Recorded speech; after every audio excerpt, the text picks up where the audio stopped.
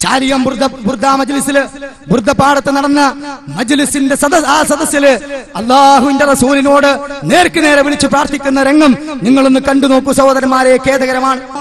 അവിടുത്തേക്ക് ഞങ്ങളെ കറുത്തുയർത്തിയിരിക്കുന്നു നബിയേ, ഞങ്ങളെ സ്വീകരിക്കണേ യാ റസൂലല്ലാഹ്, ഞങ്ങളെ ഏറ്റെടുക്കണേ നബിയേ. ഇവിടുത്തെ മജ്ലിസ് അവിടുത്തേക്കുള്ളതാണ് യാ റസൂലല്ലാഹ്. ഞങ്ങൾ ചൊല്ലിയ ഓരോ വരികളും അവിടുന്ന് ആസ്വദിച്ചിട്ടുണ്ടല്ലോ നബിയേ, ഞങ്ങളെ തവയല്ല യാ റസൂലല്ലാഹ്, യാ ഹബീബല്ലാഹ് വയാ റഹ്മത്തൽ ലിൽ ആലമീൻ. ഈ മജ്ലിസിൽ പങ്കെടുത്ത ഏതെല്ലാം സഹോദരിമാർ, ഏതെല്ലാം സഹോദരന്മാർ അവിടുത്തെ മഹബ്ബത്ത് ഉദ്ദേശിച്ചുകൊണ്ട് ഇവിടുത്തെ സദസ്സിലേക്ക് നേർച്ചകളും സംഭാവനകളും സ്വർണ്ണാഭരണങ്ങൾ നൽകിയ ഏതെല്ലാം ആരെല്ലാം സ്ത്രീകളുണ്ടോ അവരോരോരുത്തരും അവിടുന്ന് അറിയാമല്ലോ നബിയേ, അവരെ ഏറ്റെടുക്കണേ റസൂലല്ലാഹ്.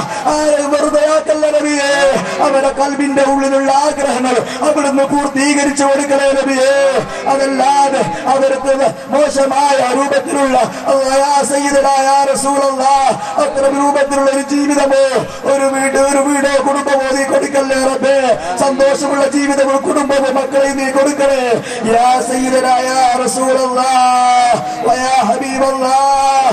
മരിക്കുന്നതിന് മുമ്പായി അവിടുത്തെ കാണിക്കണേ നബിയേ, അവിടുത്തെ ഞങ്ങൾക്ക് സ്വപ്നത്തിൽ കാണിക്കണേ യാ റസൂലല്ലാഹ്, അവിടുത്തെ പൂമുഖം കാണിക്കണേ നബിയേ, അവിടുത്തെ താമര പൂവിന്റെ ലംഘനമുള്ള മുഖം കാണാൻ ആഗ്രഹിച്ചവരാണ്, അത് കൊതിച്ചവരാണ് ഇവിടെ ഒരുമിച്ച് കൂടിയത് യാ റസൂലല്ലാഹ്. സഹോദരന്മാരെ, ഇത് ഏതെങ്കിലും ഒരു സാധാരണക്കാരൻ അംഗീകരിക്കുന്ന ദുആ ആണത്?